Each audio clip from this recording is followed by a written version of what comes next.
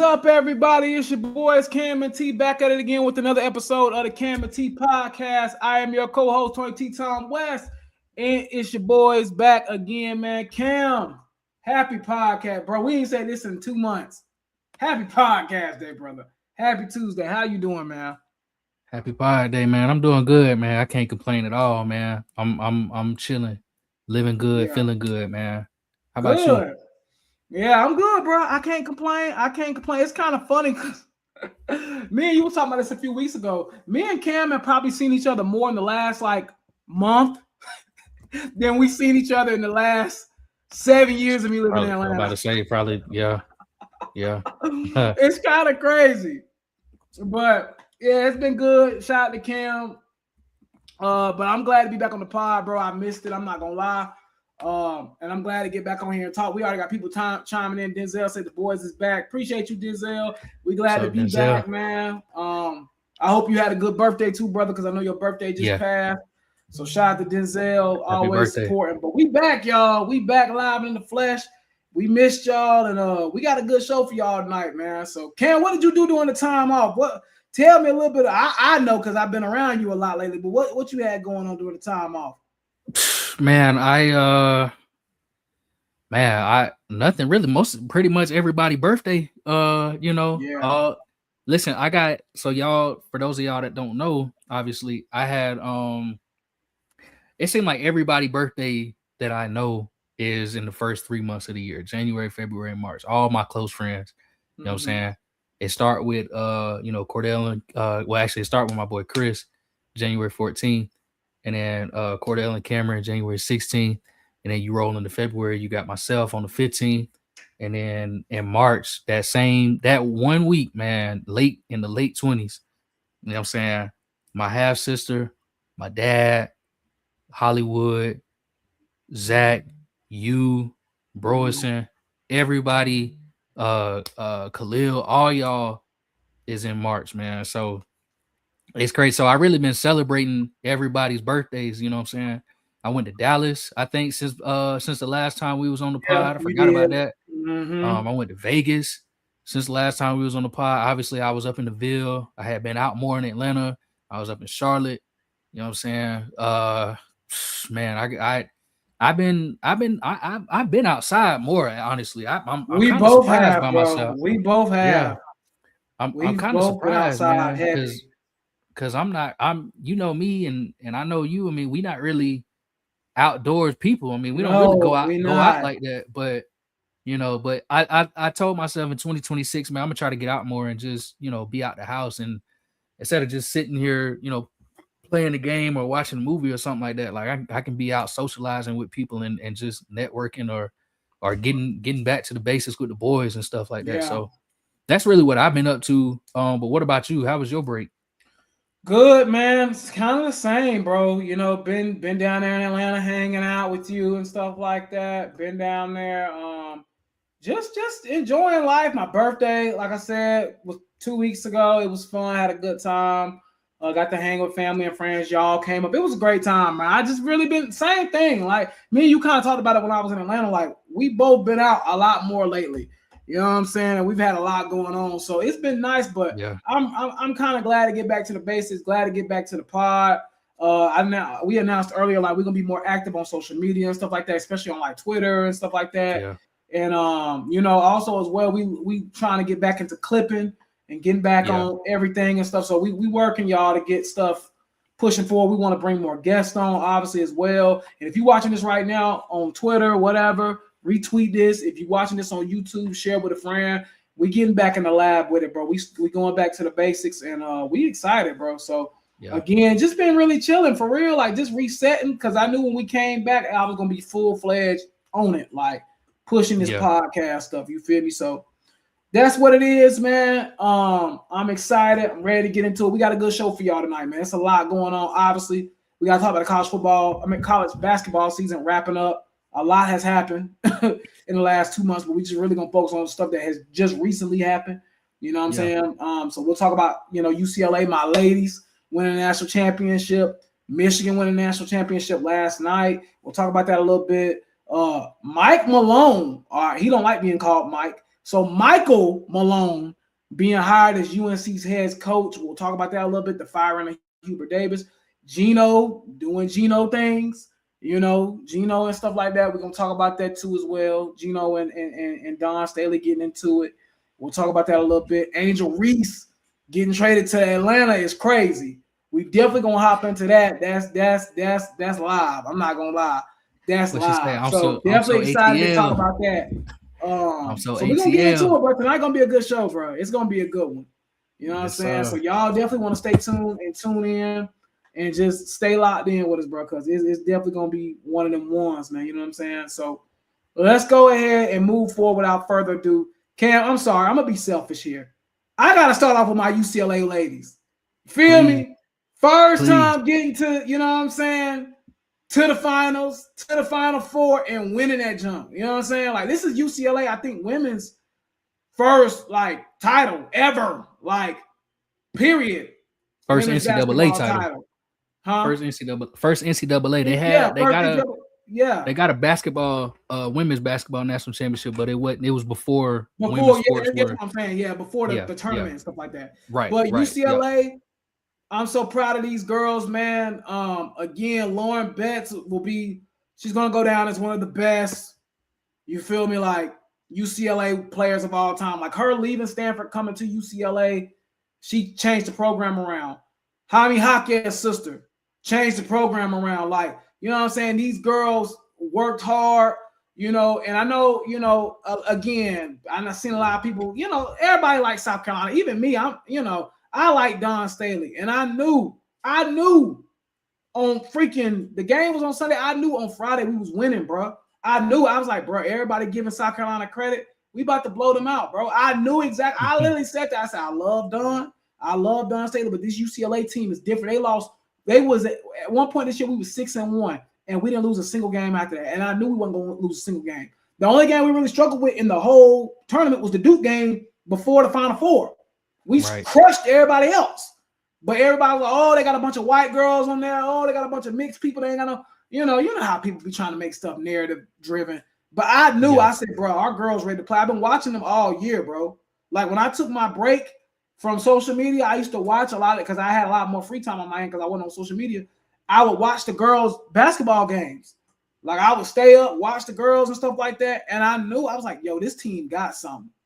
Like, you know what I'm saying? They thought we weren't going to beat Texas. We beat them. You know what I'm saying? We struggled with Duke, but we beat them. Everybody we lined up against, we whooped.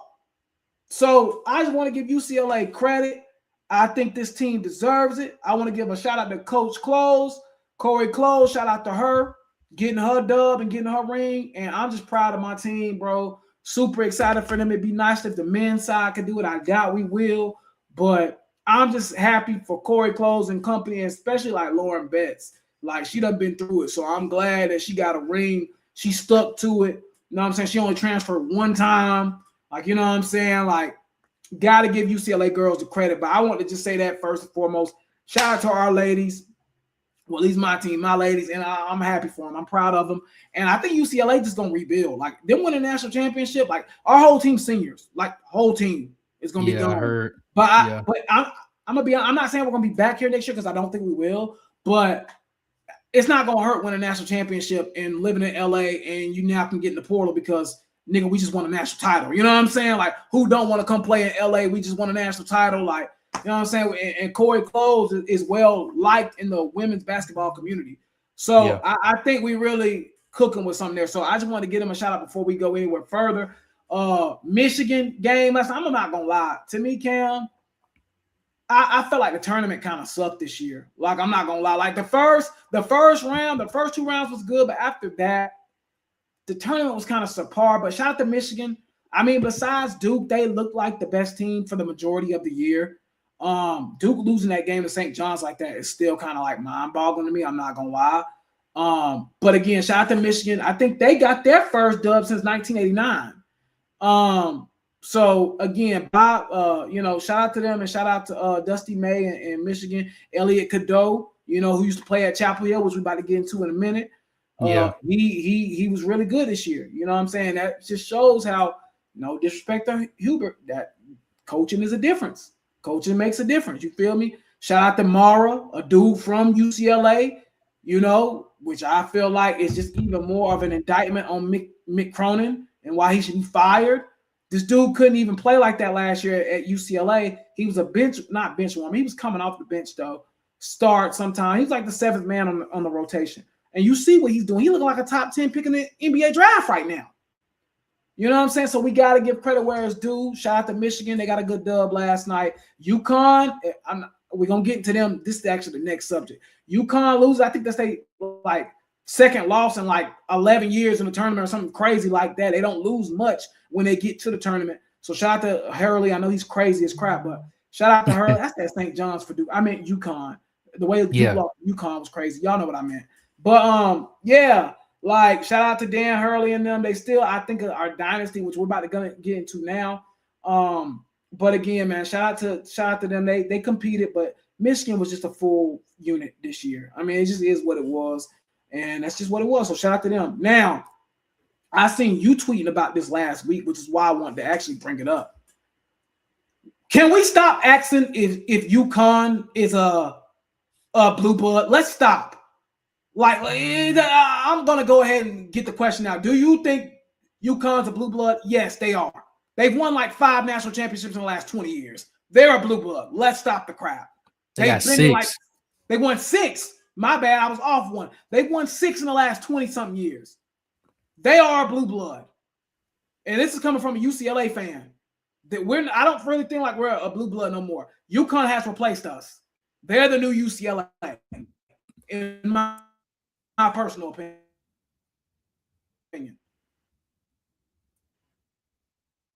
And this is coming from a UCLA basketball fan. UConn is 100% a blue blood.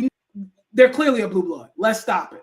Like, it makes no sense, bro. But I seen you talking about that last week, and I wanted to, talk to you about that because I'm with you. I'm so tired of people questioning, is UConn a blue blood? And they've been doing it for like the last 5 or so years. And during that time, they've won 2 rings. They got 2. So yeah. And been back to a third. UConn a blue blood. Yeah. And been back to a third natty on top of that. Been back to a third natty. Like, UConn is clearly a blue. These are the blue bloods right here, Cam. I'm going to name you the college basketball blue bloods right now. Clip this. These are the blue bloods. It's Duke. It's Carolina. It's Kansas. It's Kentucky, but they're kind of falling off. And it's UConn. That's the blue bloods. Everybody else is a step down. And that's just the truth. UConn is in that echelon now. I'm going to tell you this, too. Because I tweeted this in that same tweet. UConn got more chips than Duke in Kansas, I believe. They all do. Time we talking about. All time. Yes. And I understand, being a blue blood is deep. You know what I'm saying? There's history there. There's and it's more than just the championships. It's about specifically when we talk about basketball, it's about who you put into the NFL or the NBA as well. But I mean, UConn, you can't name me a better basketball program since 1998, and that's how long I've been alive. I'm 28, and there hasn't been a better basketball program than UConn in terms of championships, in terms of the star power that they've had come through there. I mean, they're a blue blood at this point, and I think for me, a lot of people say Indiana and UCLA are blue bloods. And I'll let UCLA slide because they won 11 in a row or whatever it was. I'll let them slide. You know what I'm saying? Because that's an impressive feat, obviously. And they're still, a really good destination. They put a lot of guys in the NBA too. So I got to give them their credit for that. They just haven't really gotten it done on the championship side of things. So I let them slide. But Indiana, no shot, is still a blue blood. You know what I'm saying? I can't allow that, bro. And they haven't won anything since what? The 80s, the 90s, maybe. You know what I mean? I mean, it's too long to go without a championship to be a blue blood, and they're not even putting guys in the NBA at a extraordinary rate like a UCLA is, right? UCLA got Westbrook, Kevin Love, guys like that, right? I think my guy Peyton Watson went to exactly. Didn't Peyton Watson go to UCLA? Yeah. Jaime Jaquez went to UCLA, right? Yep. Mm-hmm. Like they still putting guys in the league at the very least. You know what I'm saying? Yeah. Versus Indiana, I can't think of, and maybe I'm missing somebody, but I can't think of. Depot was the last one I can think of. Who? Victor Oladipo, that's the last like. He went to Indiana.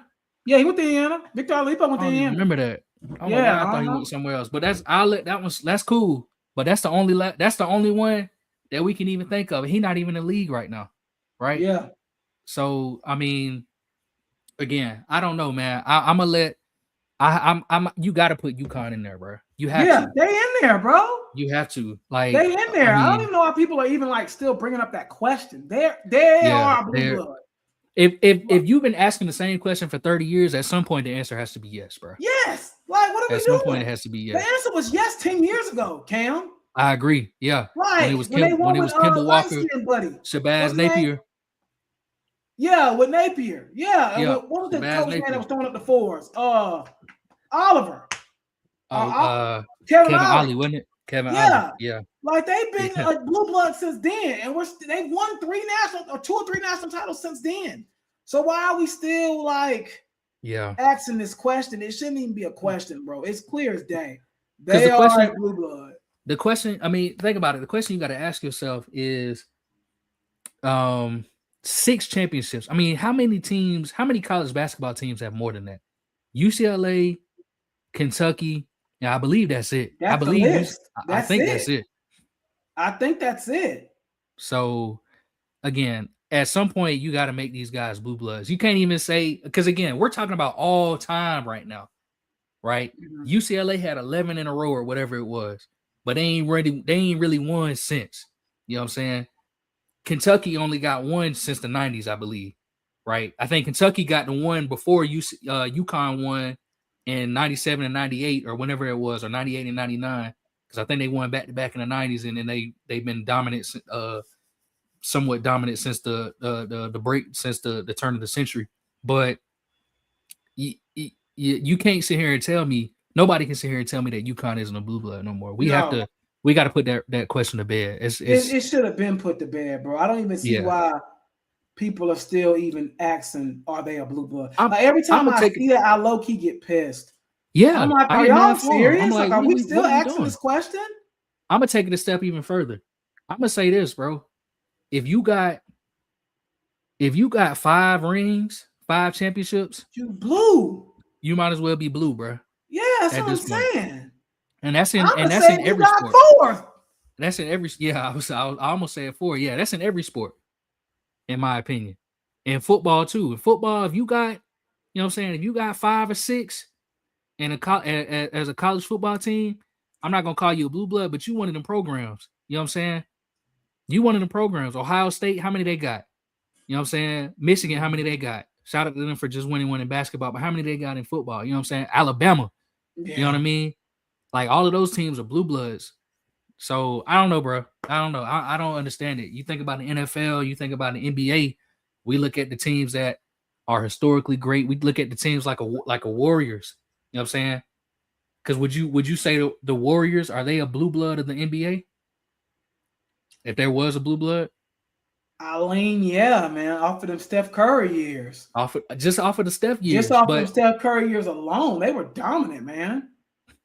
I mean, you had about an 8-year stretch where they won, 4 out of in 8 years or something like that, 4 and 7 years. That's dominant, man. And it don't matter. Yeah. I know a lot of people say, well, the Lakers and the Celtics got 17. That's understandable, but they don't have as many as the Warriors do since the turn of the century. Right. You know what I'm saying? Like we have to be contemporary. We have to play with the times that we playing in. You have to play with the times. You know? I agree. So that's where I stand on it. We can't just keep going back to, when that they question needs to be abolished. Yeah. Bro, they're blue blood. Let's cut the cap. You know what I'm saying? Like, let's stop it. They're blue blood. Clear dance. Now I want to get into this with you because this is your former coach in Denver. Michael Malone getting hired to Chapel Hill. I kind of want to let you have the floor because I know as an X's and O's guys, he knows ball. That's for sure. He knows ball. He knows development. I'll give him that. But college is a completely different game. You're talking about high school kids that are spoiled, been told they're great their whole life, getting paid now probably more than you potentially. Like, You feel Yeah. me? What's your take on Michael Malone and how he gonna handle this whole thing? Because I'm skeptical, to be quite frankly honest. But I'll let you go because you actually know him. That's your former coach. Yeah. I'm skeptical too. I thought Coach Malone should have been the top hire in an NBA for any NBA team. You know what I'm saying? I think he was the best coach available for any NBA team, you know what I'm saying? Um but him going to college kind of blows my mind. I'm not gonna lie. I'm really surprised by that. I think for starters, I think he's a great coach. Like he's a really good coach. I mean, he brought Yeah. us our first championship, man. Like nothing can ever take that away. Like he's always been a really good coach, especially in the last, I say probably the last 7 years. He's been elite. Probably, arguably, you can make an argument he was like a top 5, top 3 NBA coach over the last 7 years. You know what I'm saying? Before he got canned, of course. And I don't count him getting fired or really any coach getting fired against him, because in the NBA they'll fire you for winning coach of the year. You know what I'm saying? So I don't count that against him. Obviously, I never thought the Nuggets should have fired him. He should still be our head coach to this day, to be Yeah. completely frank with you. But that's another story, neither here nor there. The thing about Malone, the reason why he got fired is because he wanted the general manager to build a bench, and the general manager said, "I built one in the draft. You just aren't playing your young guys." Coach, he likes experienced guys. He likes guys that he can trust, basically. Mm-hmm. So the thing about UNC is that what they got to understand at Chapel Hill is, at this point, and he brought in shout out to my guy Josh. He's a big UNC guy, friend of the pod. He said that Coach Malone has been building his staff. He took one of the guys that's under Calipari, that's been under Calipari for a really long time, to help him, kind of come in and help build his college team. The thing about Coach Malone, what he needs is UNC is going to have to get ready to have a lot of experienced transfers come in, because Mm-hmm. I think that's one thing that he's going to look for. Um, and on top of that, it's he. I think he takes a kind of like a holistic approach to coaching, right? Mm-hmm. He's going to care about the players. You know what I'm saying? Obviously, his players cared about him. You know what I mean? Jokic was really happy for him to get hired and everything. But again, he's a guy that he's going to need players that he can trust on the court. So I don't know how to. It's hard to explain, because the games are so different. Like you said, the NBA game and the college game is so different. We don't know. I don't. I can't think off the top of my head somebody that's gone from NBA to college or college to NBA and has had tremendous success. You know what I Yeah. mean? Like even Billy Donovan, he should Billy have been Dunn. I fired was from the about to Bulls. say, yeah. He hasn't even had. I mean, he had a good couple of years in OKC, but he ain't done nothing with the Bulls. You know what I'm No. saying? So, and he's like the last coach that I can think of that's made that transition in between, right? Is Mm-hmm. it? I think Hurley was trying to do it with the Lakers, but obviously, remember we said his wife's or his. They said his wife said no and wanted him to stay Right. at UConn. So I don't know. It doesn't happen often. We don't see it often. Um, and honestly, just looking at experience and looking at history, I don't know if it's gonna work well. You know what I'm saying? Again, not thinking that Moach is a bad coach, because he's not, but it's just one of the things. The game is too different. The game is way too different. He's not gonna have a Jokic. You know what I'm saying? He's not gonna have a Jamal Murray. Like there's not gonna be any player in college basketball that UNC can get that's gonna be on the level of those guys that he can trust. You know what I'm saying? Not Yeah. unless another Darren Peterson or AJ DeBonsa or Cam Boozer come through. You know what I'm saying?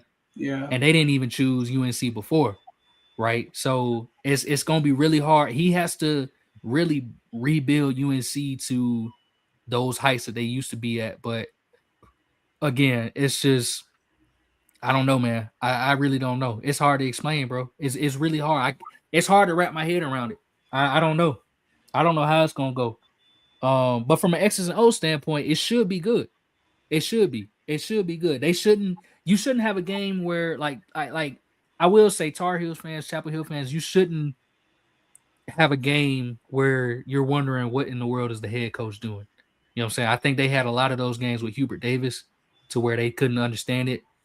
I don't think you're going to have many games like that. I think they're going to be. I think UNC is going to be a well-coached team.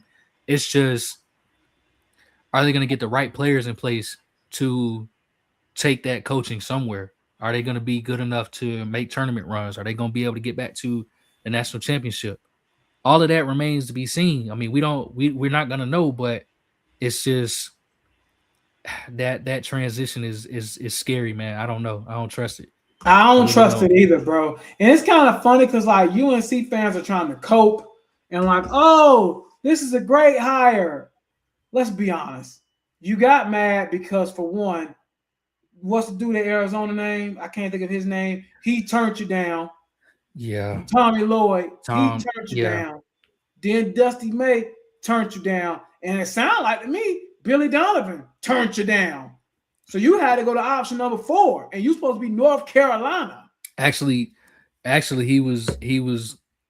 So Billy Donovan, from what I've heard, Billy Donovan said, give me like 2 weeks until I can negotiate with y'all. Billy Donovan basically wanted to wait until the end of the NBA season, regular season. They ain't got time for that. And they ain't got time for that because the transfer portal opened today, I believe, for men's. Mm-hmm. So they ain't have time for that. And then on top of that, who is it? It was another guy. So yeah, we know the Arizona guy, but there was another guy out there. I can't even think of his name. They wanted him. He turned down the UNC job. Who was he? A college coach or NBA coach? He a college coach. So Billy Donovan wanted the UNC job. UNC wanted him. The timeline didn't work. Yeah. The second guy that they wanted was a college coach. Was this the dude from Vanderbilt?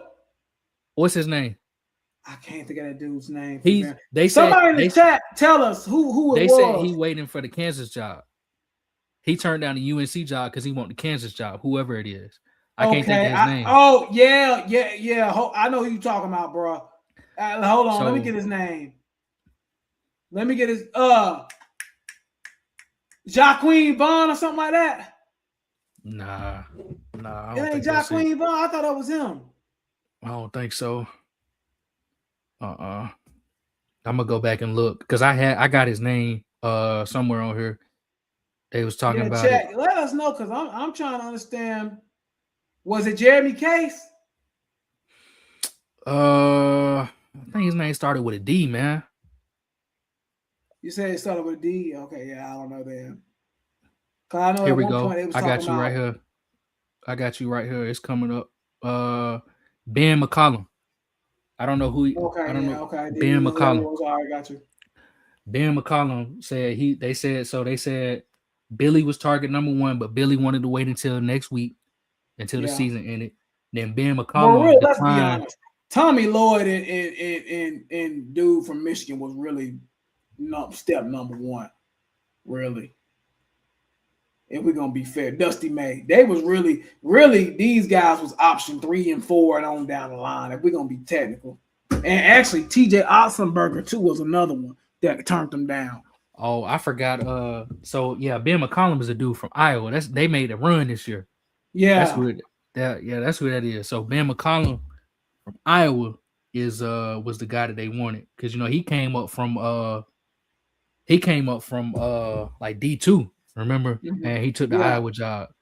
Mm-hmm. So, but regardless, it's crazy because I said this yesterday. I was like, bro, it makes no sense that, I didn't know the transfer portal opened this soon, but it's crazy because normally we would think UNC is, that's the biggest job opening in sports right now.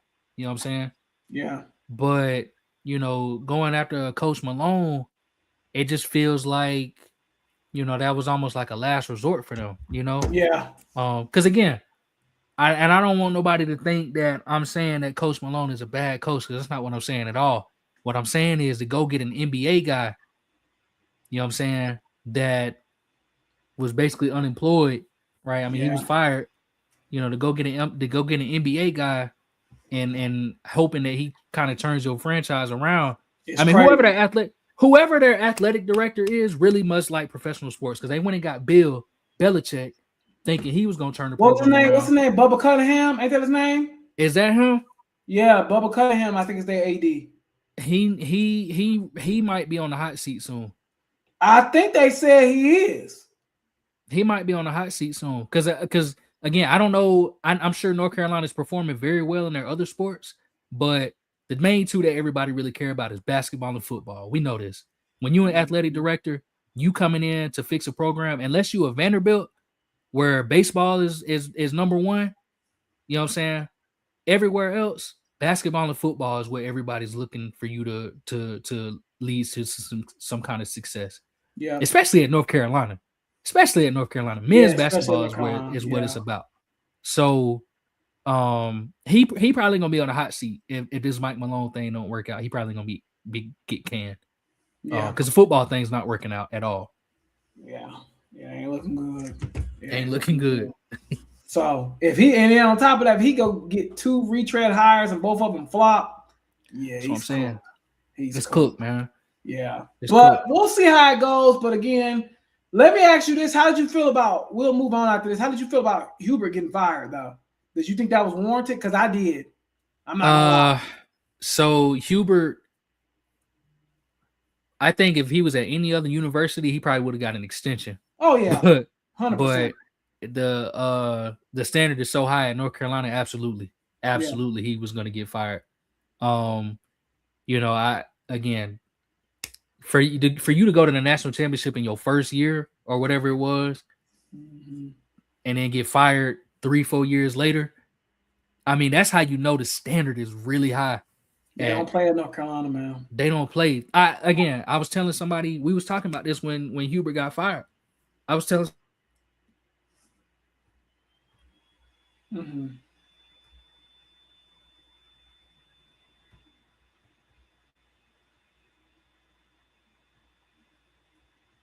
somebody, I said, look at Clemson. Brad Brownell is the. Hey, am I? Yeah, you good. You good. I don't know what was going on. You good. Go ahead. I don't know what happened. Yeah, I don't know what happened.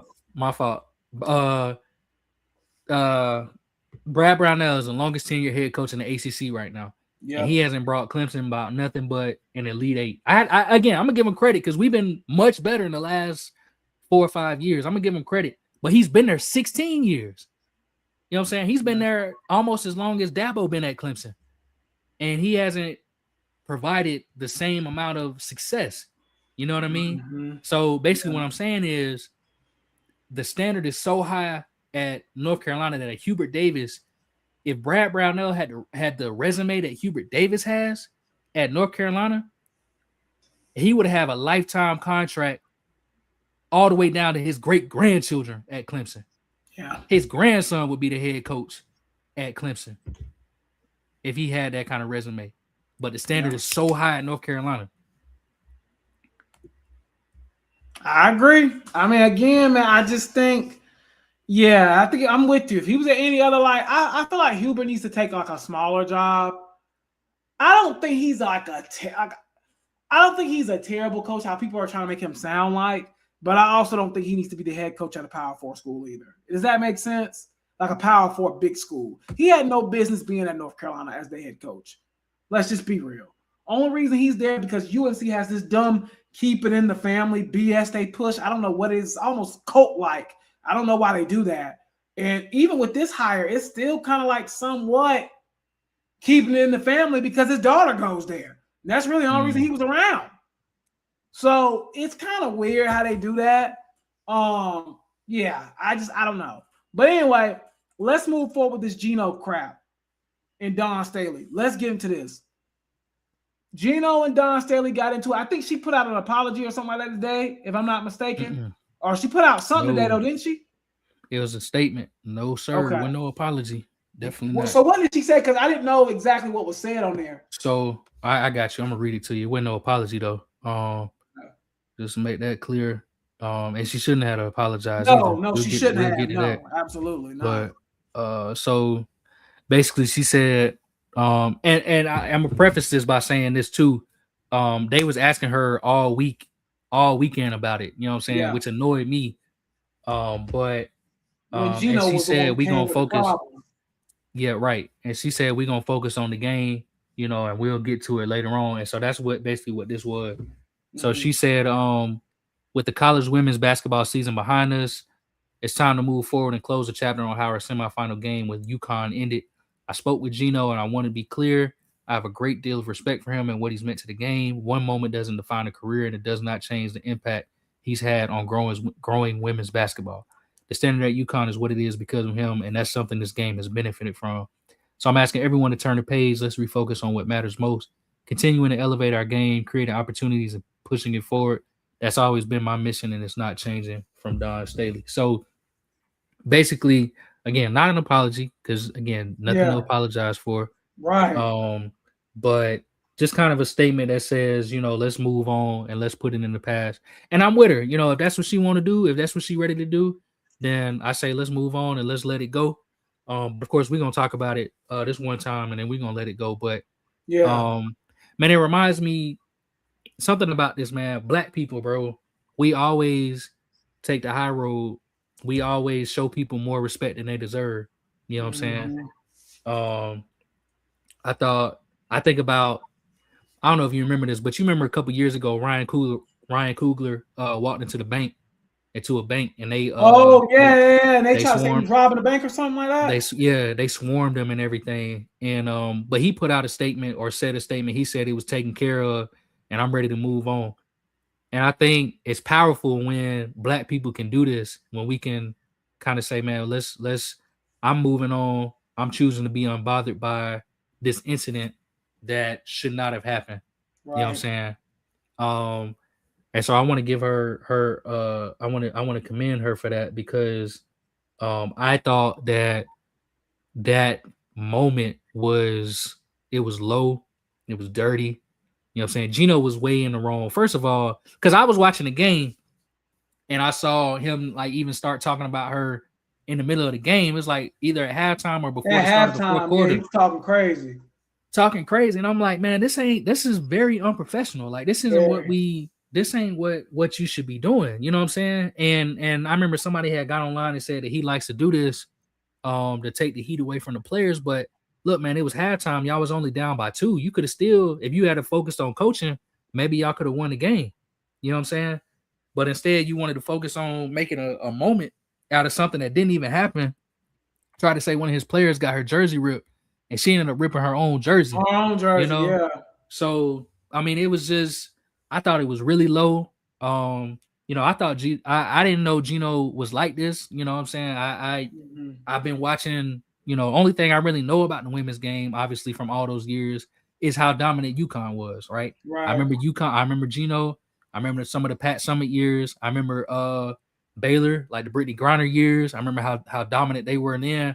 Mm-hmm. And I know obviously this run that South Carolina has been on, but I mean overall, I mean Gino Auriemma is synonymous with the women's college game, Yeah, and he so is. seeing him act a fool like that, I mean it was very very disheartening and very disappointing.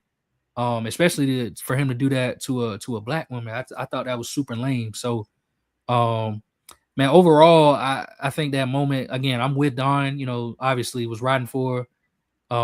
And I'm glad that she kind of got the resolution that she needed, the personal resolution. And if she say, let's move on, and I say let's move on. Yeah. But I agree. again, I mean, again, just I'm not really surprised. I think Gino's a jerk. He's a sore mm, loser. He's a pansy. I've never liked him. But I gotta respect what he's done for the game of college basketball for the women's side. Unfortunately, he is a jerk, but he is one of the goats of that sport. So I will be fair. But I've never liked him, even in the Pat Summit days when I was a big Candace Parker person. I used to have the biggest crush on Candace Parker like ever, bro. Like I used to love Candace Parker. By the way, she still look good. I ain't gonna lie. I seen the interview with her the other day ago and she looked good. But Candace Parker was she had said something. They had asked her about Gino and was like, I remember, yeah, yo, do you Pat Summit didn't fool with Gino? And right, Candace Parker's in her track, didn't skip a beat. She said, I ain't like him either. I don't like him either, just cause Pat Summit. Rest in peace, Pat Summit, the GOAT. Feel me? Like she even said that off rip, like I don't like him either. Still to this day, I don't like him. And so they asked her about it in a conference, like the day or like the same day of that stuff happening, and she was like, I mean, we just seeing people's true colors. Gino's a punk. I hate to say it. He wouldn't tweak like that with no man.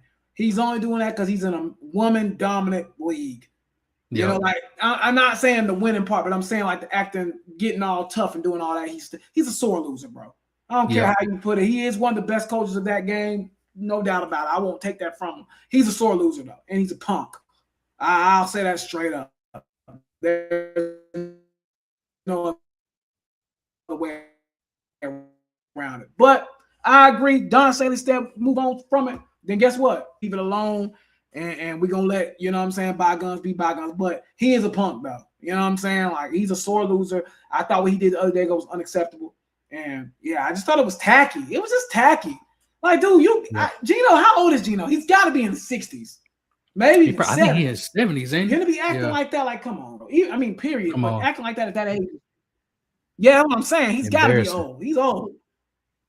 Gino's got to be old. So, again, it's embarrassing, man. Let's move on to some other basketball news. I mean, you was talking about it before. I think I'm going to be taking a lot more trips to Atlanta because Angel Reese just got traded to the Atlanta Dream. You feel me? And this sounded like this was something that was in the works for weeks upon time. Angel Reese coming from Chicago down to Atlanta, going from they saying they calling her the Buckhead Barbie now or something like that. You know what I'm saying? Or somebody said Bankhead Barbie. You know, Bankhead Barbie. Again, we've been talking about WNBA a little bit more, but that's going to be really exciting. I think that Angel Reese being in Atlanta, and this is not me being shady or nothing like that, Angel Reese being in Atlanta is going to do nothing but help her on and off the court. Like, it's just going to make her more popular. It's going to make her more famous. Like, let's be real. Black people love her already. So we know Atlanta's the black mecca of the country. You know what I'm saying? She's going to be able to really cultivate. And I think, you know, games in College Park where they play at, they might have to play some of them games in State Farm. You know what I'm saying? The way that the city's going to get behind her. Like, they're going to really get behind her. They already are. I went to a Dream game last year. They already moved it to State Farm. They had moved that one. That one was in State Farm because they was playing the Fever. You know what I'm saying? So you already know now that Angel Reese is here in the A, and anytime the Fever come to town, they absolutely moving to State Farm. I told them they might have to move in next door to Mercedes-Benz. As big as that game could be. It's gonna be packed, man. And look, I had already made a commitment to try and watch more baseball this year and watch more W this year. But now that Angel Reese is in Atlanta, bro, I might have to be up in there, man. Yeah, bro. The tickets, you see the ticket prices already, bro? They jump. People are talking about it in the comments. They saying like ticket prices is going crazy. Ticket prices have already went up. Ticket prices are already through the roof. Listen, I'm telling you, man, it's gonna be crazy. People don't understand. She's not the best player in the WNBA, but she's absolutely the biggest star in the WNBA right now. Yeah, you can just based off of her social media following, based off of the branding. I mean, she's the biggest star.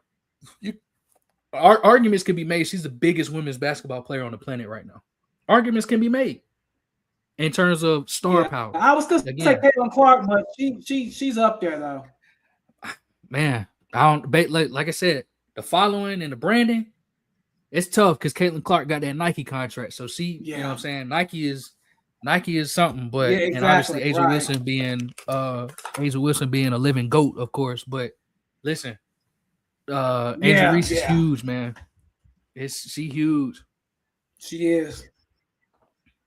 Yeah, I think she's gonna strive. I think she's gonna do really well. And I think as far as basketball wise, I think it's gonna work out for her too. But I think more so off the court, it's gonna be even bigger for her brand and for everything. And again, man, I'm not gonna lie. I think the move to Atlanta for her is gonna be really good. Like I said, I'm even gonna come down there and see some games because I'm even like, I kind of want to see it. You know what I'm saying? Like I kind of want to see it. You know, I want to be down there and be in the atmosphere of it. And you know what I'm saying? I'm definitely gonna be taking some trips down there this summer. You know, to go see them play because I'm intrigued. The city is on fire, bro. The city is on fire because think about all of Atlanta's major sports teams. Atlanta Falcons, Bijan Robinson, You got Atlanta Braves, Acuna Jr. You got Yeah, Atlanta Hawks. Jalen Johnson is an ascending superstar, and now the yeah, Dream got Angel Reese. On top of already having Ryan Howard, you know what I'm saying, and the other ladies, Brittany Griner and Pow Pow. yeah, You know what I'm saying? They got a squad in Atlanta, by the way. yeah. Hmm. So I ain't gonna lie, man. I think that, again, I think that Atlanta as a city, they definitely are building a lot. It's a lot of talent. I think I seen a post that was kind of saying what you were saying, like, there's a lot going on with a lot of the superstars in Atlanta and stuff. So I'm definitely intrigued. I'm definitely, you know what I'm saying, excited to kind of see what that does for Atlanta in general. I think that, again, Angel Reese coming to Atlanta is going to be huge for them. And I think, again, like seeing all the star power in Atlanta now, like he was kind of saying, B. John Robinson, even though I hate the Falcons, but, Jalen Johnson, and look what the Hawks are doing. I mean, they went from looking like they were dead in the water to being a 5 seed in the NBA. in the NBA, yeah, So with a chance to improve. By the way, a big chance to yeah. improve. The thing about the Hawks, and we'll move on after this. We'll kind of start wrapping up after this. But the thing about the Hawks that's so intriguing is I thought we were going into a rebuild. Like this was supposed to be bottom this season, and the Hawks have just turned it up. I mean, Nikhil Alexander Walker has been amazing. CJ McCollum surprisingly has been really good. Jalen Johnson just continues to get better, which I told y'all. This is Jalen Johnson's team. I've been saying that since like November. Like I knew it was time to give the keys over. The keys have been handed over, and now the Hawks are going up.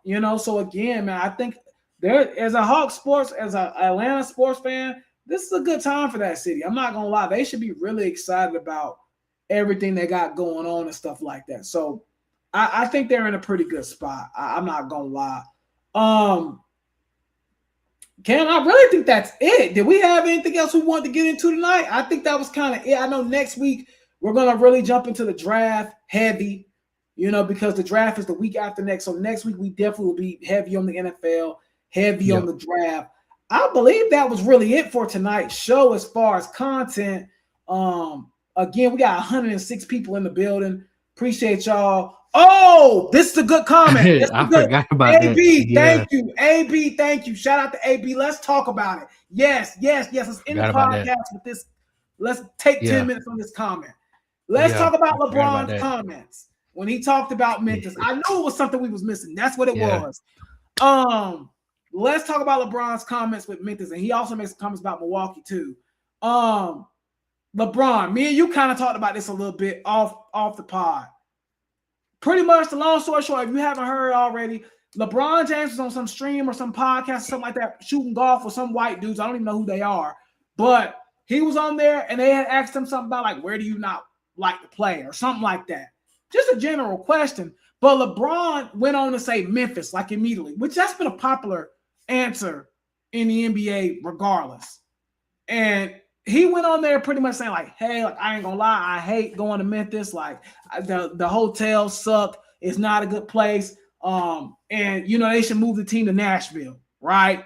Now, again, we know Memphis is historically a black city, right? So a lot of black people, just keeping it real, kind of jump down LeBron's throat and say, and I'll give my take after you give yours. Jump down LeBron's throat and kind of say this is anti-black. You know how people do on social media. They jump down his throat. And I'm going to let you go because me and you kind of have a little bit of difference of opinion. Me and Cam have already talked about this off camera. So we kind of got a difference of opinion on it, but kind of the same at the same time. But I'm going to let you go first about how did you feel about those comments about Memphis and all that? Like, how did you feel about that?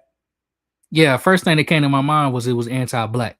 Yeah. I thought that was the most I thought that was the most anti-black thing LeBron has ever said publicly in his life, in his career. Mm-hmm. And when I say that too, I want people to understand I don't think his intent was to be anti-black neither. Yeah. You know what I'm saying? I don't think that, but it was. Right. And no matter how, because like you said, there are a lot of black meccas in the United States. Obviously, Atlanta we consider to be the biggest one, but Memphis is absolutely one of them. Yeah. You know what I'm saying? Absolutely one of them. I've seen a lot of people talk about, the history of Memphis and how much they pioneered during the civil rights movement, right? And everything. And obviously they're still paying the price on that. A lot of people pulled me to the side and educated me and was like, here's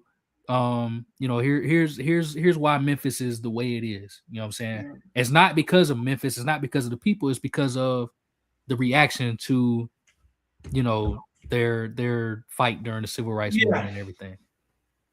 We know this about a lot of cities, right? We know this about inner cities. We know this about so many places that have a lot of black people. This is what the government and what the United States does to black cities. You know what I'm saying? But with that being said, Memphis, him saying that they should move to Nashville, that was my biggest issue. Yeah. That was what I was saying. Because like my thing is, look, there are cities that I don't even like as a regular salaried guy. You know what I'm saying? Cities that I wouldn't even like to I'll go be to. honest, Memphis is one of those for me. I'll never step a foot in Memphis a day in my life, but we'll get into that in a minute. But there are places like everybody's entitled to their opinion. correct. I'm sure. I'm not saying that NBA players, I think a lot of them are stuck up, you know what I'm saying, and very, I don't know what the word I'm looking for, but you know what I mean. Yeah. Entitled. Entitled. Thank you. Yeah, a lot of them are like they really are. Because I still think about the bubble when they was playing in the bubble and they was complaining about the hotel at the bubble. Mm-hmm. I was like, come on, y'all, like they trying their best, you know what I'm saying?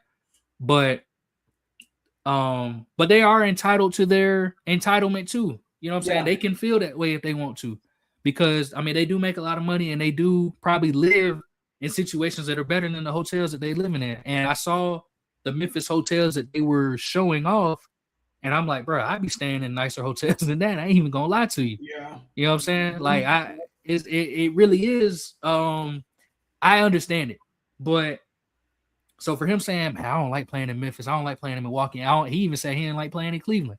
You know what I'm saying? Mm-hmm. I understand that. What I don't understand is everybody saying move the Grizzlies to Nashville. That's my biggest issue, because to me that is a very anti-black statement. And I've said that from the jump, and I'm gonna stand on that, because Nashville, Tennessee is one of the white-topias of America. Yeah, that's white people Atlanta. As white people all over the place. That's literally what that city is built specifically for white people. For white people, yeah. It's country music. It's walkable. You know what I'm saying? Like Nashville is a city. They want white people to come to Nashville. They want all their tourism to be white people. All right. Nashville is a perfect city for baseball. You know what I'm saying? If a baseball team wanted to come through Tennessee, they should absolutely choose Nashville before they choose Memphis. Because white people now baseball has a lot of black roots, but white people watch baseball like them religiously. That's their thing. Basketball is a black thing. I'm not saying that white people don't watch basketball. My favorite team is dominated by white people, the Nuggets. Like our fan base is probably 95% white, straight up. Yeah. You know what I'm saying? And I know that. Same thing with the Utah Jazz. You know what I'm saying? But Memphis specifically, if you pull the Memphis Grizzlies out of Memphis, whatever you think about Memphis right now, however bad you feel like the city is, it's going to get 10 times worse, because the Grizzlies is probably a top 2 source of income for them, and the other one is probably FedEx. Yeah. You know what I'm saying? But the Grizzlies, I mean, if you look like, and I think saying move it to Nashville, I think that's a very simple-minded statement. You know what I'm saying? Because again, you got to think about everything that goes into it. Nashville don't need the Memphis Grizzlies. No. They don't need that Grizzlies money. They don't need it at all. They have what's it called? Broadway, the music street with all the bars and stuff. They good in Nashville. They don't need nothing else. You know what I'm saying? Them folks, hate to say it, they barely even showing up for the Titans. Right. You know what I'm saying? They don't need nothing else. But at the end of the day, they talking about some, moving to Nashville and everything. I just think it's super lame, super simple-minded. And I think it's anti-black at the end of the day. You know what I'm saying? Yeah. And before I let you go, I want to say this too. Yeah. I think some of I think some of the reactions to it, they couldn't wait to get on LeBron. They couldn't wait for it. They was waiting for him to slip up. You know what I'm saying? I think a lot of it, because I even had conversations with this with a lot of people. You can have nuance in discussions. You are allowed to have nuance in discussions. Yeah. Just because I think what LeBron said was anti-black, don't mean that I think LeBron is anti-black. It don't mean that I don't think LeBron is a GOAT. It don't mean that I hate LeBron. It don't mean none of that.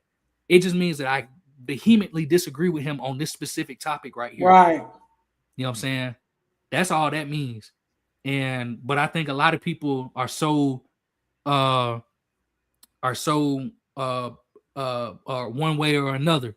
You know what I'm saying? They gotta have it to where, you know, if LeBron could have said anything and they would have jumped down his throat. They was ready for it. Because Draymond said the same thing like 2 weeks ago. 2 weeks ago, yeah, he just said it. I remember it was like right before my birthday. He said the same exact thing. He said the same exact thing. A lot of people have been saying to move it to Nashville, but of course, since it's LeBron and he has so much power that they think anything that he says is law, and that they was ready to jump down his throat for it. And again, you entitled to do that if you want to, but I just thought it was kind of lame that some people were ready to, you know, cook LeBron to get him up out of here. Like, that's not gonna happen, bro. You know what I'm saying? LeBron ain't mean nothing by it. But I don't think he meant no. Yeah. So let me jump in on what you were just saying, because I will tell you where I align with you at. And you just said it. LeBron's voice has power. He says something, stuff might actually start happening. You get what I'm saying? Yeah. And so I didn't agree with him saying move the. Listen, I didn't agree with him saying move the team, especially, I'm not trying to be funny, especially in front of a bunch of white dudes. It just rubbed me off the wrong way. Yeah. If he would have said that in a barbershop by himself with some black folks and they having that conversation, I'm not gonna lie, I wouldn't mind the conversation as much.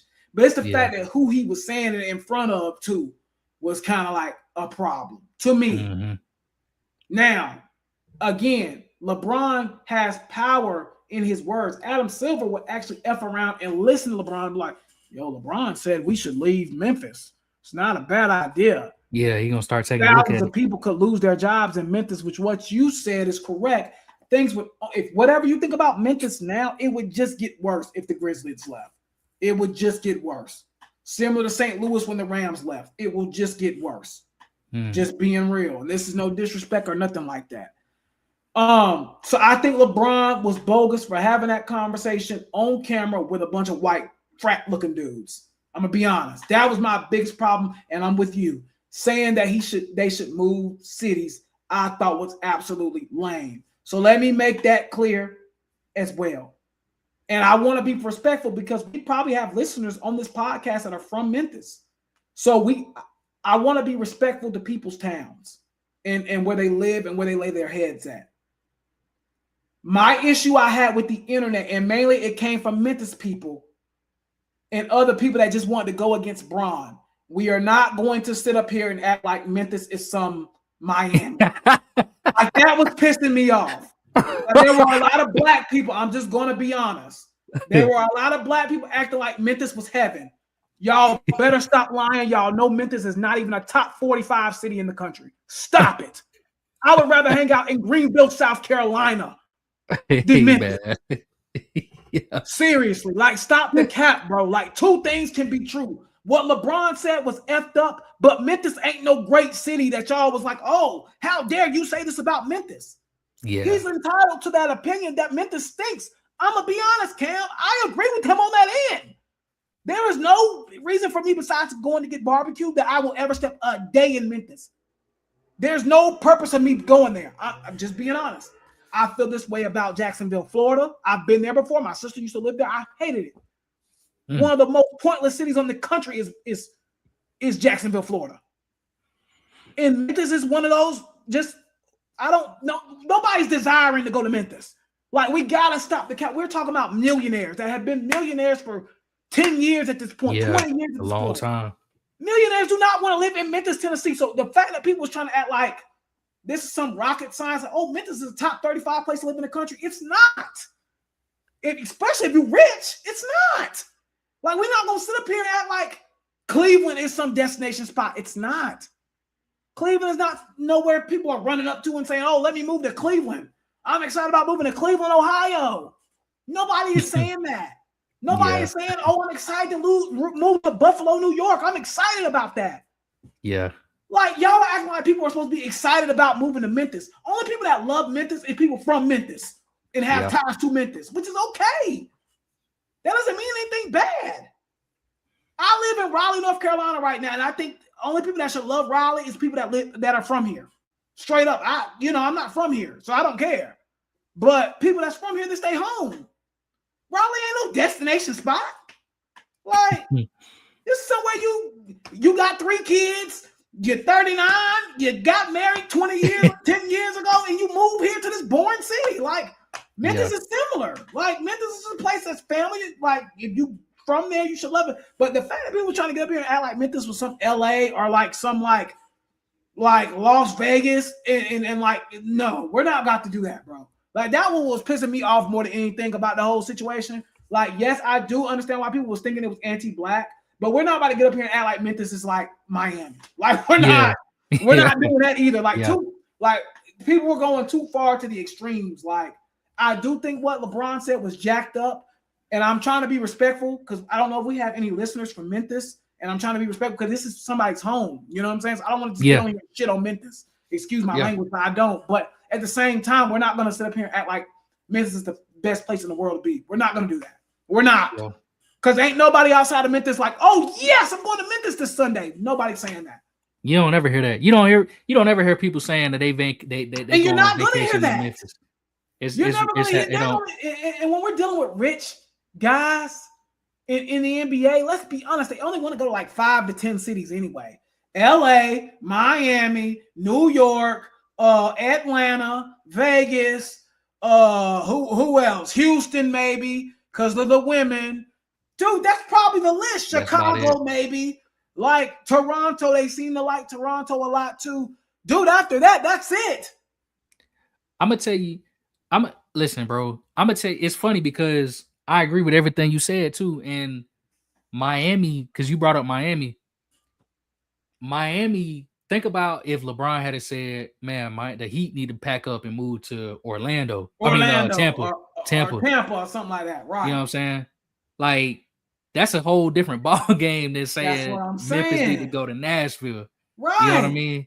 Because now you're talking about totally different cultures and stuff. That's you know what I'm trying to tell you. And actually, is Memphis, because what would you say is the smallest market in the league right now? Is it Memphis or is it like Milwaukee, maybe? Orlando? Actually, Orlando's kind of big. Milwaukee. I was thinking Salt Lake City too, potentially. Maybe Denver.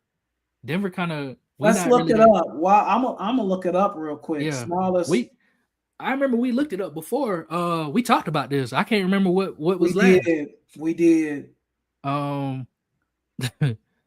I'm looking it up now. Because it's not Charlotte. Because we found out Charlotte got like 700,000. It's Memphis. It's Memphis. Yes. There you go. So Memphis, it's the smallest. New Orleans, Oklahoma City, Milwaukee, and San Antonio. But Memphis is the smallest by far. There you go. So Memphis is the smallest market in the league. I mean, and again,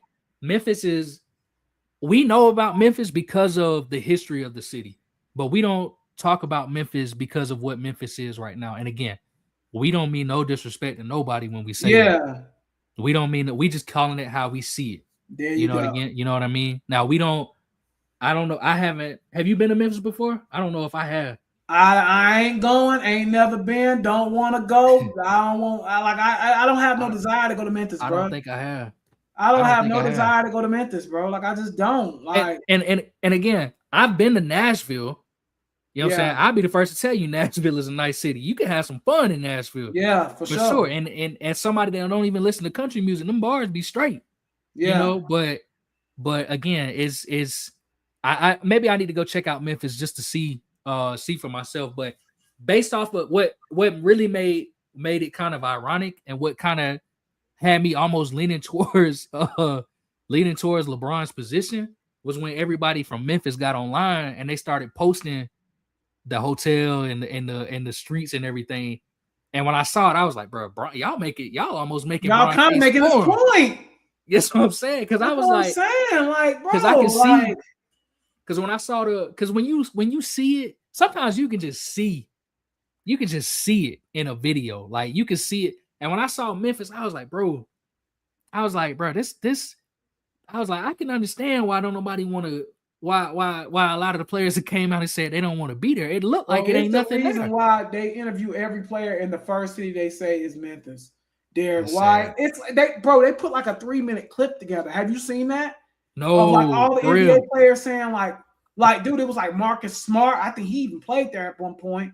Yeah, he did. That's where he won Defensive Player of the Year, I think. It was like, dude, it was like everybody. Like, I don't know if I can't remember if Marcus Smart was about. I feel like he was on there too. And they was like, what place is the worst to play? And they all like Memphis off rip. Like, that's crazy. All of them. LeBron now, like I gotta find. If I find that clip, I'll send it to you on Twitter. But bro, there's a reason that like half the NBA hates going to Memphis. Like, yeah, you're talking about rich millionaires that are in their 20s and early 30s. They're not trying to be up in no Memphis, bro. But and again, it's you kind of have to be able to see both sides on this. It's like, and I'm not trying to make no excuses for no millionaire or no billionaire or nothing like that, because they got money. They'll be all right. Yeah, it's not like they staying in Memphis 365 days. They go in there maybe 2 or 3 times a year. Yeah, right. You know what I'm saying? So it's not like they really got to deal with it like that. But at the same time, if somebody asks you and you say, man, you know what, I ain't really fooling with Memphis like that, they should be entitled. If somebody asks them the question, because you got to think about it. What if somebody said Denver or Charlotte? You know what I'm saying? Who am I to get mad?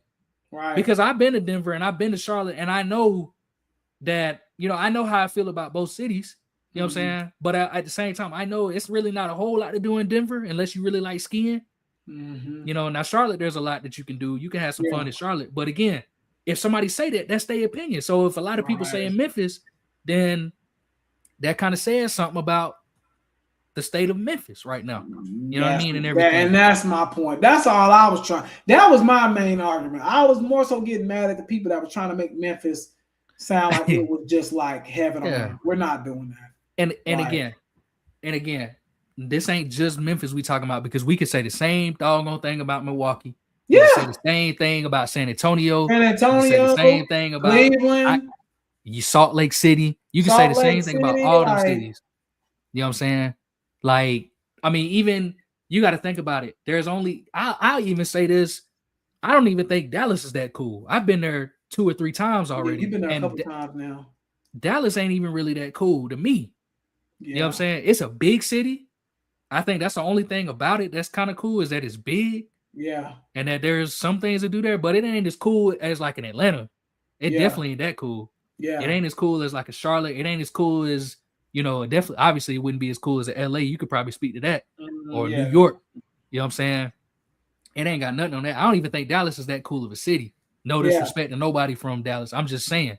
Yeah. So if I had an answer, if they asked me, I would probably say, shoot, probably Dallas, or, depending on what Memphis looking like, I might even say Memphis. I'd probably definitely say Milwaukee, because it's cold. And ugly. This is an ugly city, bro. Yeah, it seemed like it. But anyway, with all that being said, bro, I think that's it for the that's the last. I know we went on it for like 20 minutes, but that was a big topic last week. So shout out to AB for bringing that up, because I knew we was forgetting something. That's what it was. Thank you, AB. So we appreciate that, AB, for giving us some extra content. So man, again, good episode. Glad to be back rocking out with you, brother. Again, we're gonna be back rocking, y'all.